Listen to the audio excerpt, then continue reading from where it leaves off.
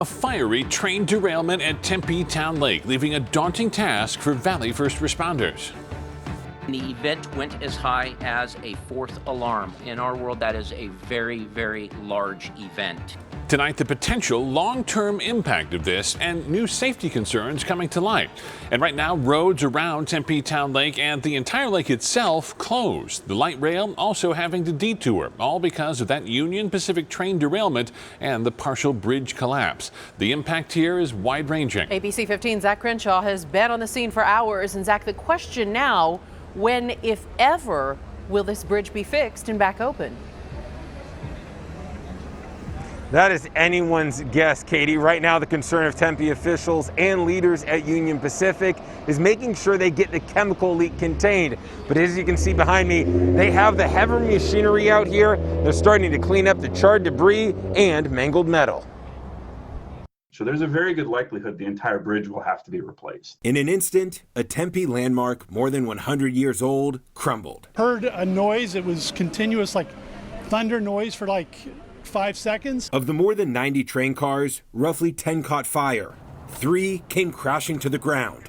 1 cracked open. The hazardous material leaking is cyclohexane, which is a flammable liquid. It is used to produce other chemicals and solvents. Fortunately, the 500 gallons of paint thinner component avoided Tempe Town Lake. It is being dumped into a dry bed area. It could have been much worse. Neither of the 2 employees on the train were hurt, nor was anyone below. But this isn't the first time a Union Pacific train has derailed on these tracks. A month earlier, June 26th, there was a very small section of rail ties that were on fire that were quickly put out.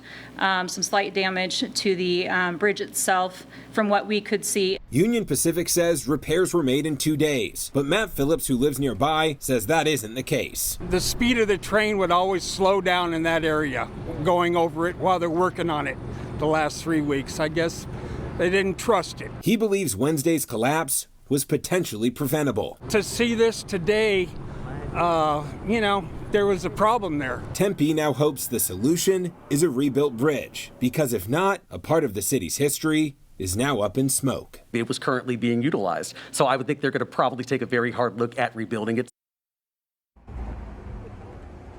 Now, late tonight, Union Pacific telling me they are going to assess all the damage before they make any decisions about repairs. As for the overall safety of this bridge, because it's operated by a private company, we're still kind of kept in the dark. We do know a yearly inspection was done just a few weeks ago on July 9th. Here's ABC 15 investigator Dave Biskobing with more details.